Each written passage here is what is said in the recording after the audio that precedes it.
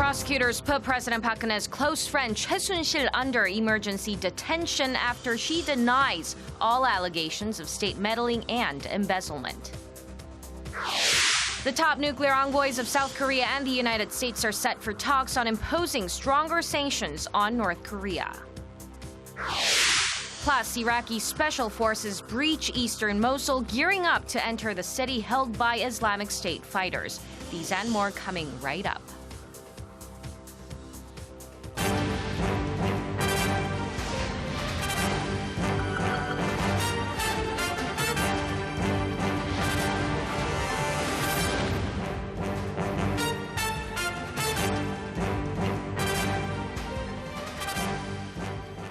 Hello, it's Tuesday, November 1st here in Seoul. Welcome to our newscast. I'm Hwang Ji-hye. Local prosecutors have detained Choi Soon-sil, the woman at the heart of a massive embezzlement and state affairs meddling scandal. This comes after the prosecution grilled Choi for hours on Monday, during which the president's longtime friend repeatedly denied all the allegations facing her. The prosecution now has 2 days to file a request for an arrest warrant. Kim Mo-kyun has our top story. Seoul prosecutors have placed Choi Soon-sil, a confidant of President Park Geun-hye, under emergency detention. The decision was made at 11:57 p.m. on Monday night after roughly 9 hours of questioning, as the prosecution believed the suspect could destroy evidence, as she denied all allegations surrounding her, or could flee if not kept under detention, as she does not have a permanent address in Korea and since she had attempted to flee overseas before. The team of special prosecutors also pointed out that the 60-year-old Choi is showing signs of psychological instability, leaving all sorts of scenarios possible if she's released. Choi first appeared at the Seoul Central District Prosecutor's office at 3 p.m. on Monday for questioning and reportedly told the prosecution that she was truly sorry for causing such commotion, but later denied all allegations. The 60-year-old, who does not hold an official government position, is mainly being questioned on allegations that she interfered in state affairs and assessed classified presidential office documents. Prosecutors are also grilling Choi on the allegation that she used her connections to the president to solicit and embezzle massive amounts of corporate donations for 2 government-linked foundations. Choi also faces questioning over whether she used her connections to garner preferential treatment for her daughter when she was admitted to Ewha Women's University. Prosecutors must now file a request for a warrant within 48 hours, or the suspect must be released. They are to clarify Choi's allegations further through additional investigation for 2 more days and then request for a warrant. Earlier in the day, the special prosecutors placed a travel ban on the now former senior presidential secretary for policy coordination An Jong-bom and one of Park's closest advisors, Chung Hwaseong, to summon them for questioning in the near future. An is suspected of providing support for Choi's embezzlement of corporate donations and Chung of handling classified documents to Choi Soon-sil. Kim Mo-kyun, Arirang News. Staying with the scandal swirling around Korea's top office, let's take a closer look at some of the key allegations against Choi Soon-sil and the charges she could face. Hwang Ho-jun has this report. The speculative list of charges against Choi Soon-sil has grown in recent days as revelations about her connections with President Park Geun-hye come to light. But the initial allegations started with the role she played in the establishment of 2 non-profit organizations. On September 20th, Korean media reported that Choi was the figure behind the Mira and K-Sports foundations, which were aimed at supporting cultural and sports projects. The foundations, which were set up less than a year ago, were suspected of having received help from the presidential office to get quick government approval and win financial support from some of Korea's biggest conglomerates to the tune of $70 million, which Choi is suspected to have used for herself. As public and media scrutiny intensified, another news outlet revealed that Choi's relationship with President Park might have been even closer than suspected. She was alleged to have edited Park's speeches and was considered a close advisor. These allegations were strengthened when the news outlet revealed that a tablet device was found during their investigation of the foundations, and that the device contained early drafts of President Park's speeches. The next day, President Park gave an unprecedented public apology. Since then, a special investigation team of prosecutors have been formed to investigate the matter. There are several charges that Choi could be hit with, the most serious two of which are embezzlement of the foundation's funds and violating the Presidential Records Management Act. Those would carry a maximum prison sentence of 5 or 7 years, respectively.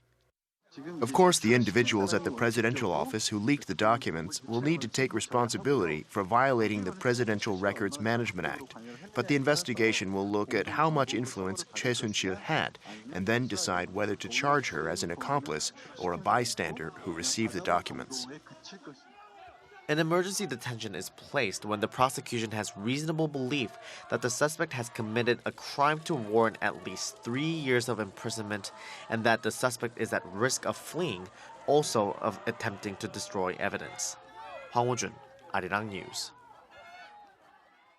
And there were some political fireworks on Monday as the parliamentary leaders of Korea's 3 major parties clashed over how to deal with the fallout from the scandal.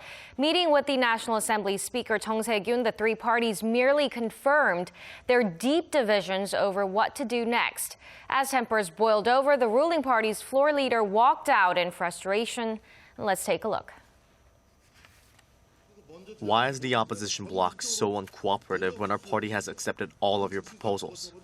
What are your political motives? Are you trying to impeach the president or make her resign? I can't stand it anymore. We need to first appoint an independent council through the introduction of a special bill. We must not allow the ruling party to get away from the scandal by just establishing a neutral cabinet. The public would be outraged if the presidential office were trying to cover up the scandal through the formation of a neutral cabinet.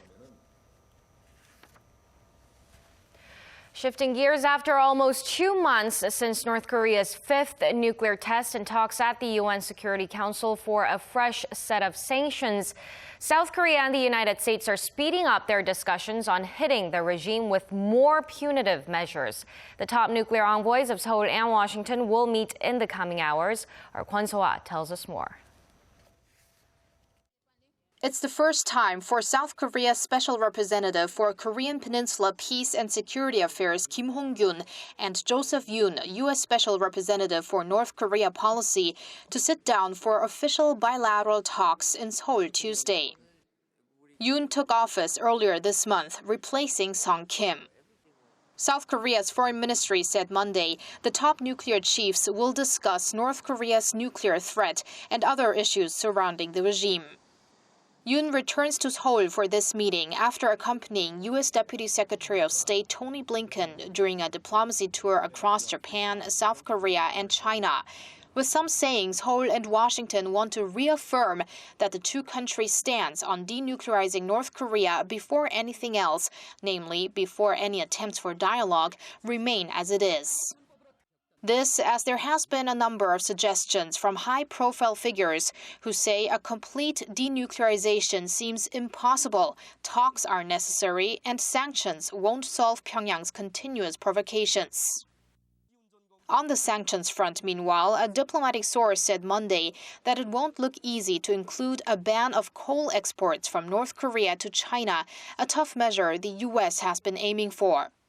The source hinted that a new resolution may not be that much harsher than Resolution 2270 imposed in March, saying Beijing is not as cooperative as it seemed to be earlier, and that both the U.S. and China are still locked in negotiations.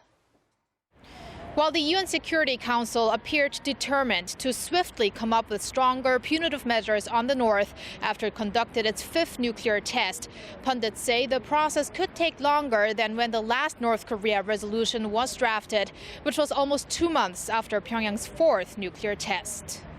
Kwon So-ah, Arirang News.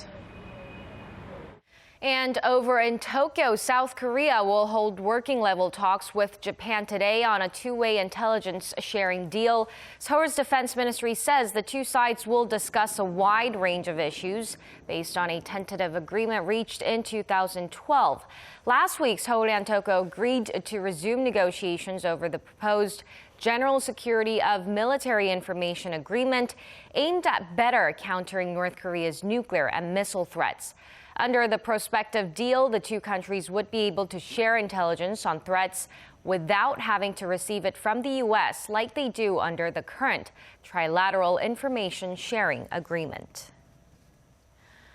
The Korean government has rolled out plans to help the cash-strapped shipbuilding and shipping industries. Finance Minister Yoo Il-ho said Monday the government will help local shipbuilders cope with faltering global demand by winning orders of 250 or more vessels by the end of 2020. That translates into a benefit worth some $9.5 billion US. The government also vowed to provide financial support worth $5.6 billion to help shipping companies turn their focus to high value-added services and beef up efficiency. It also plans to support regions heavily reliant on shipyards with funds worth $1.4 billion by next year. Iraqi forces have broken through the defense lines of the so-called Islamic State in an eastern suburb of Mosul. The breakthrough comes some 2 weeks after they began their offensive. A commander says Iraqi troops are now fighting in an industrial zone on the eastern outskirts of the city. Prime Minister Haider al-Abadi warned that ISIS fighters holed up in Mosul will either have to die or surrender. The fighting is still expected to be difficult as the city is still home to 1.5 million residents. Almost 18,000 residents have fled so far, and according to the UN's worst-case scenario, as many as 700,000 others could follow suit. This is the largest military operation in Iraq since the U.S.-led invasion toppled Saddam Hussein in 2003. And with the dust settling on the FBI's bombshell announcement on Hillary Clinton's emails, the White House has announced that President Obama does not believe the Bureau's director is attempting to influence the result of the November 8th election.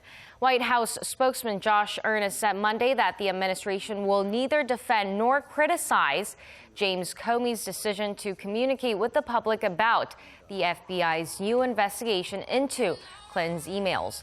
He said Comey is a man of integrity, principle, and good character, adding that President Obama still has confidence in the FBI chief.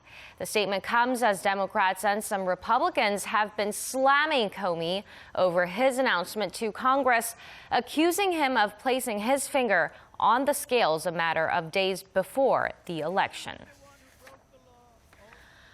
Governments around the world are investing heavily in basic science. They hope to acquire new knowledge through their research. We take a look at 3 leading countries in basic science to identify some core factors that spurred their achievements. Hwaseong has the details. To make something grow, you need the right environment. For Britain, Japan and the United States, 3 leading countries in basic science, strong institutions and universities provided the funding and the infrastructure to produce groundbreaking research. Both countries have been, first of all, open to international talent. They're very open societies that try to attract the best from the world, no matter where they're from. A second aspect in the UK is the diversity of funding. So we have many different kinds of research enterprises. We have government labs, we have research institutes, we have university departments. Another core element is giving scientists more control over their fields of research, rather than governments taking a top-down approach. The Haldane principle in the UK allows scientists themselves to specify research policies and the direction of government funding through separate councils and institutions. We also have another stream which comes direct from the government, which is given out to universities quite broadly. It's kind of core funding, which underlies the research infrastructure and gives universities and their researchers a bit more flexibility. So you can then carry out research which is maybe not something for a specific grant, but is more blue skies research, is some personal idea that you have that you want to research. Another important factor is long-termism.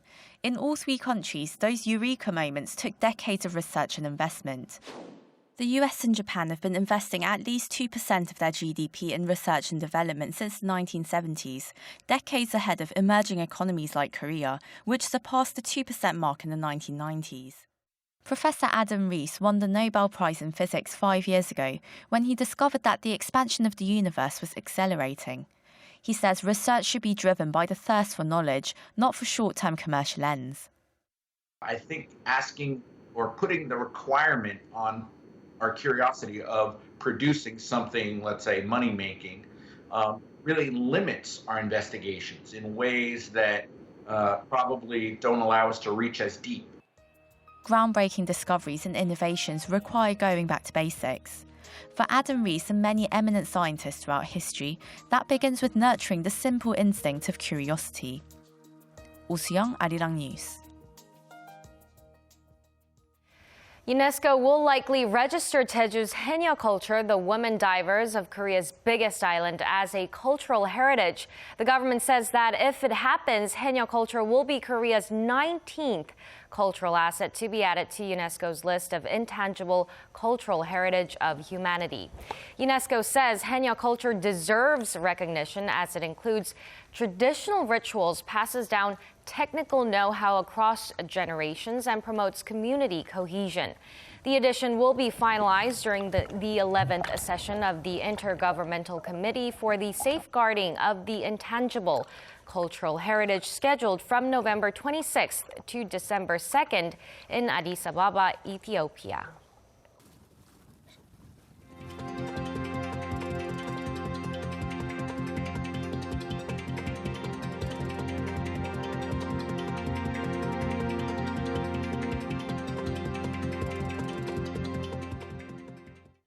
And that wraps it up for now. Thank you for watching. I'm Hwang Ji-hye, and I'll be back in less than 2 hours for more news updates. So do stay tuned for that, and goodbye for now.